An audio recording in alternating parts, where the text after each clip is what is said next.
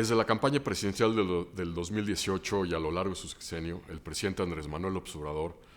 ha subrayado de manera reiterada que la mejor política exterior es la política interna. Pero de nueva cuenta, todas las pruebas subrayan que en realidad la mejor política exterior es la política exterior y que esos principios de política exterior que están en el artículo 89 de la Constitución, a los cuales el presidente López Obrador recurre un día sí y un día también para pertrecharse atrás de ellos y argumentar que en toda una serie de temas de política mexicana en los cuales la comunidad internacional se posiciona son prerrogativa de México y de los mexicanos. Como he dicho en algunas ocasiones, el presidente recurre a estos principios de política exterior como quien usa las luces direccionales de un automóvil. Ahora sí, ahora no, ahora sí, ahora no. Y lo que ha venido ocurriendo con el gobierno de Perú es una prueba fehaciente de ello. El presidente López Obrador, que se ha negado a transferir la presidencia pro tempore de la Alianza del Pacífico, este grupo ad hoc que aglutina a 4 naciones del continente que tenían visiones comunes en temas sobre todo comerciales y económicos, la llamada Alianza del Pacífico, que agrupa a México, Chile, Colombia y Perú. México le tenía que haber pasado la presidencia pro tempore, es decir, cada uno de los países preside durante un año la presidencia del mecanismo. México le tenía que haber transferido la presidencia pro tempore a Perú, pero con la intentona de autogolpe de Estado del presidente Castillo, el hecho que el Congreso, por cierto, dominado por su propio partido, decide destituirlo e instaurar una nueva presidenta en el poder. El presidente López Obrador ha venido insistiendo en que no solo no le pasará el gobierno mexicano al gobierno peruano la presidencia del mecanismo de la Alianza del Pacífico, sino subrayando que además él y el gobierno mexicano no reconocen a la presidenta peruana. Y esto es una directa violación a esos principios de política exterior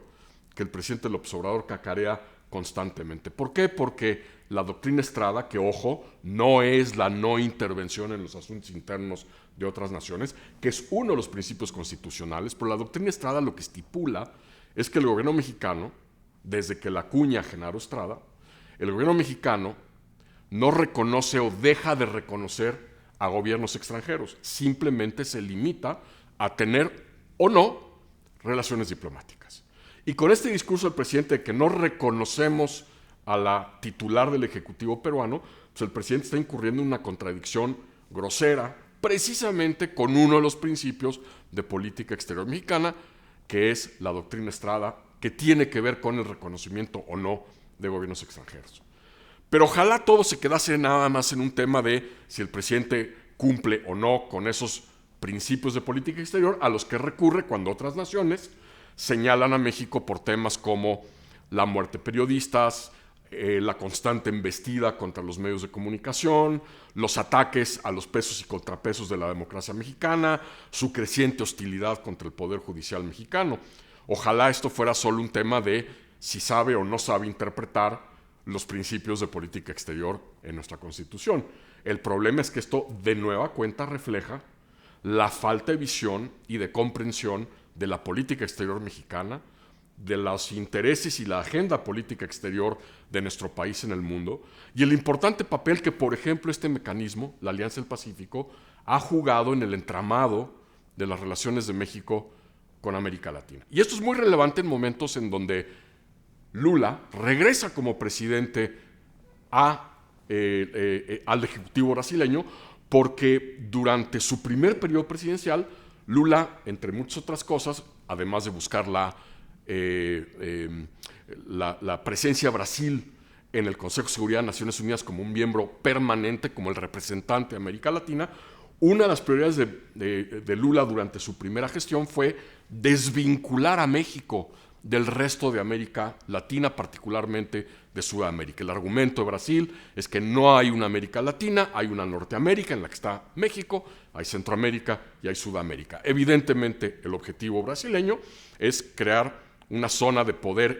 hegemónico brasileño en el sur del continente, en donde pueda sacar de la jugada primero Estados Unidos, pero también a México. Y la Alianza del Pacífico, que de alguna manera fue una coalición de países que creían en la vinculación económica, comercial, de un intercambio comercial regional basado en reglas, abierto al mundo, países que además esos 4 países que la conforman, con algunos de las redes de tratados de libre comercio más importantes en el mundo, era una manera de México de vincularse de una manera proactiva, estratégica, con Sudamérica y, digamos, tratar de neutralizar un poco esta arquitectura brasileña que Lula durante su primer mandato